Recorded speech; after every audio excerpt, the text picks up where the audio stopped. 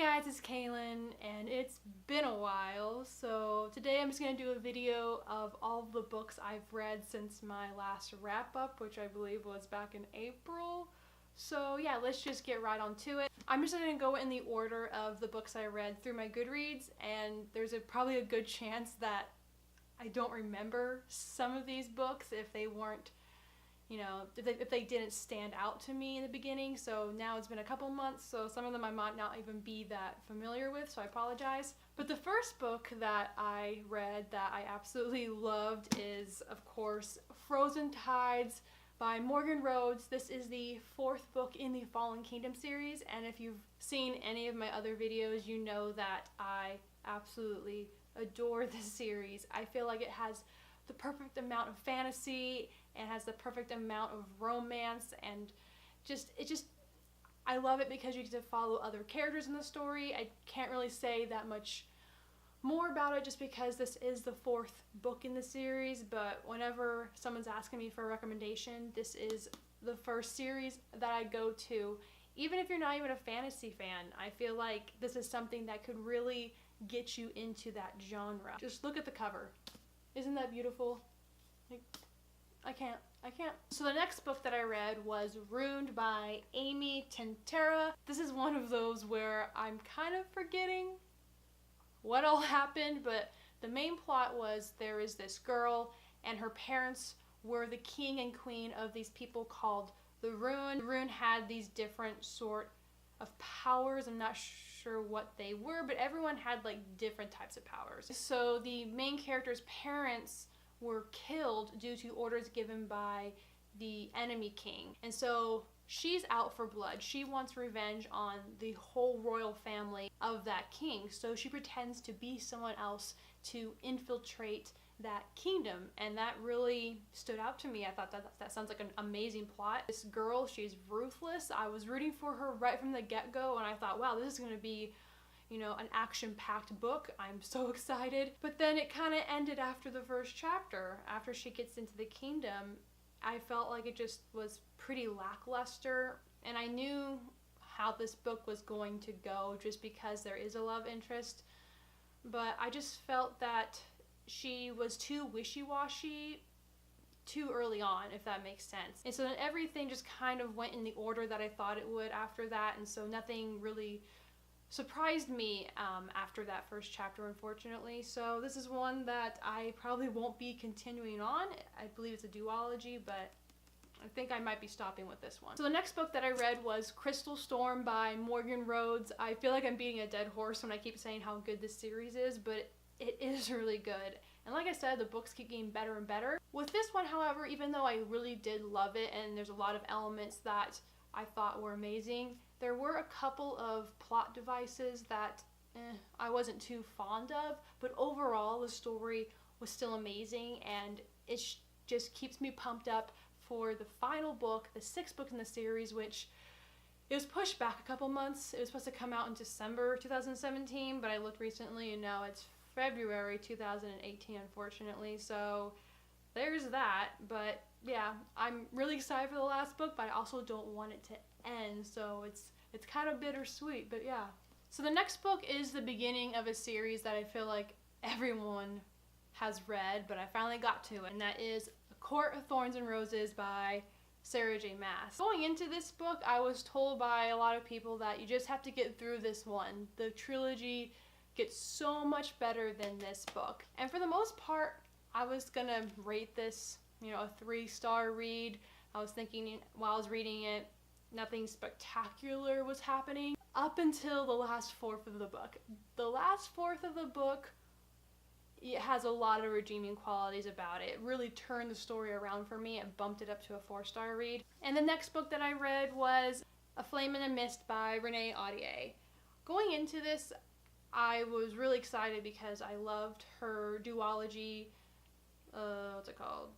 The Wrath and the Dawn. I loved that duology, and so I was waiting for this. I went to her signing and I picked it up thinking I was going to devour it.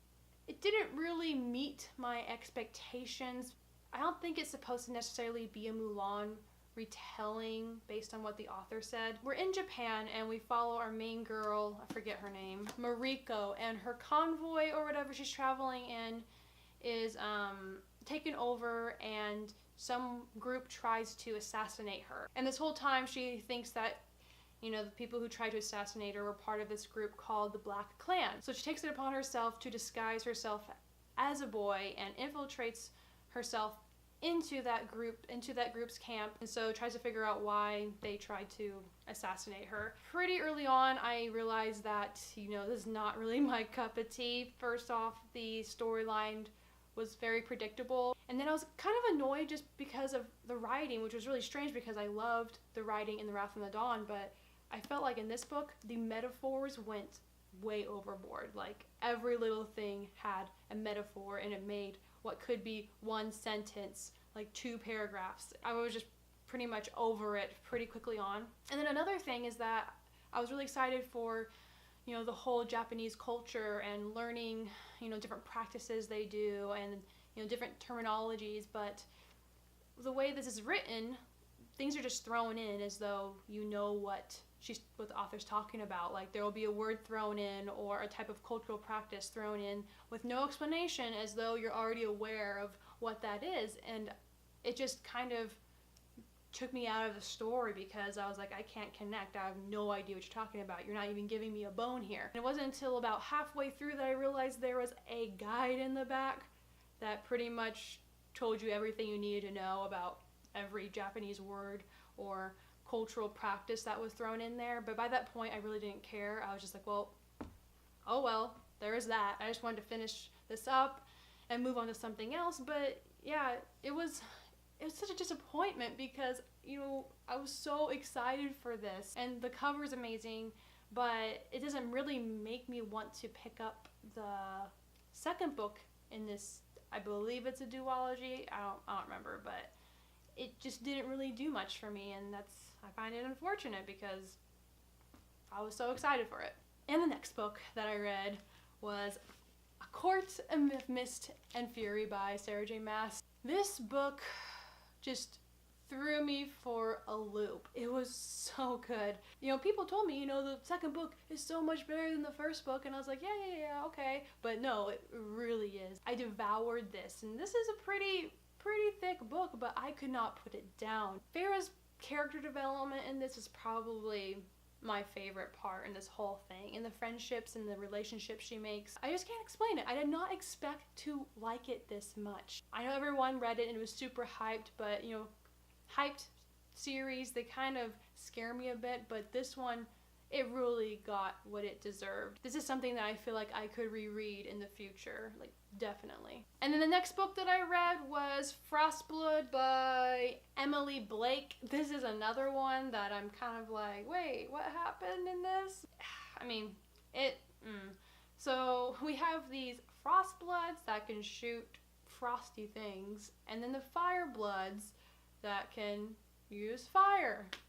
Go figure. But the Frostbloods have kind of taken over, and I feel like the Firebloods are kind of almost extinct at this point. And then of course our main character, her name is Ruby. She is a Fireblood, so she is in danger. But overall, I mean, this book felt like any other fantasy novel. It had a lot of Red Queen vibes, and that's bad when you have Red Queen vibes, because Red Queen was already kind of, you know, taking a lot of tropes from other stories, and so when you're copying a book that already seems to be, you know, copying other books, that it kind of just doesn't make it that memorable. And obviously, since I can't really remember anything about it, the only redeeming quality that I almost saw in this was the evil king, because he doesn't come into the picture until probably the last fourth of the book. When we first meet him, I'm kind of intrigued because I feel like he's this morally gray character, and I feel like, hey, he seems to have some type of, you know, inner struggle with who he is, and so I was thinking that there was gonna,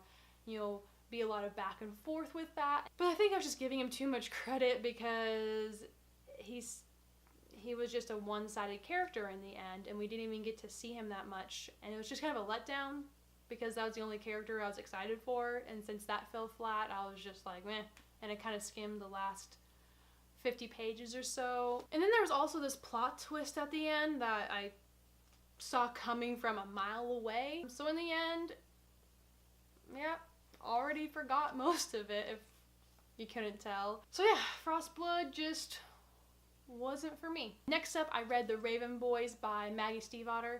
Did I say her name? Yeah. This was a bit different. I really liked it. I never really got into books that dealt with sidekicks, but I feel like this one, did it really well. She just did a really good job of the characters and their development and just the way they come together, and I just found the whole plot very interesting, even though I was kind of confused at times. But it leaves me wanting to read the second book, and I feel like this is going to be a series that I'm going to remember for a long time, just because it's, it stands on its own. It's not like any other series I've read, so that's something that, really excites me. And then last but not least, I read Court of Weeds and Runes by Sarah J. Maas. This book, I'm still trying to figure out how I feel. I just finished reading it today. Now, I do like it more than the first book, but I don't know how I would compare it to Akamath, because Akamath was just so amazing. But this one, I really enjoyed it. I really enjoyed it till probably the last fourth of the book. I can't say anything bad about it. I didn't think it was boring at all up until that point. I thought that it was full of action. The character development I thought was amazing. But the last fourth of the book, I felt like the pacing, that's what it was. The pacing was off. It didn't seem the same, and people's names were thrown in, and I still can't get all the High Lords straight. All of a sudden, all these High Lords are there, and I'm like, wait, who are you? Who goes to which court? I don't know. Yeah, it was just the pacing that did it for me, and I was just sitting there like, wait, this is not usually how it goes. The pacing has been perfect throughout the rest of the trilogy. So in the end, when everything comes to a close, I'm kind of confused, because the ending, the pacing was weird, and then a lot of things aren't, wrapped up. And now I know that there's going to be other companion series in this, but I would have felt that everything that was introduced in this would have been wrapped up, but it wasn't. And so I'm just kind of left like, that's not how I really wanted it to end. Not that it was a bad ending or anything. I was expecting to really hate it, because I'm pretty picky with finales. Almost probably 85% of the time I'm not happy with a finale, which is probably why I don't finish a lot of series. But it wasn't bad or anything. It's just the ending, the last fourth, it just was really off, and I don't know what to think about it. But overall, I think it's a really good trilogy. It's something that I could see myself rereading possibly if I have a lot of time on my hands. But yeah, overall, I'm satisfied. Not as good as the second book, but it'll do, since I usually hate finales. Alright guys, so those are all the books that I read in the last 3 months or so. I'm sorry that I kind of jumbled around or wasn't able to dive deeper into the summaries. I honestly kind of forgot a lot of them. But yeah, if you liked these books, let me know. Let me know your favorite ones. Let me know if you didn't like some of these, but I'd love to talk about it with you either way. So yeah, thanks for watching. Until next time.